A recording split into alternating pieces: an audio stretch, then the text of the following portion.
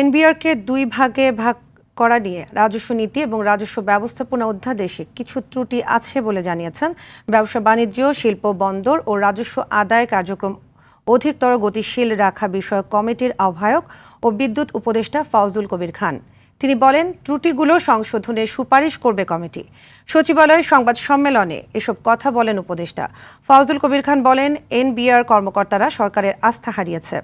এখন কাজের মাধ্যমে তাদের এই আস্থা ফেরাতে হবে। তাদের আন্দোলন সরকার বিরোধী আন্দোলনের রূপ নিয়ে গণমাধ্যমে এসেছে। ক্যাডার নিয়োগ এবং সচিব সহ ঊর্ধ্বতন কর্মকর্তা নিয়োগে নতুন নীতিমালা করার সুপারিশ করবে এই কমিটি। অধ্যাদেশটাতে কিছু মৌলিক ত্রুটি আছে, এটা যারা করছে, যারা এই অধ্যাদেশ প্রণয়ন করছে তারা যেমন ধরেন রাজস্ব নীতি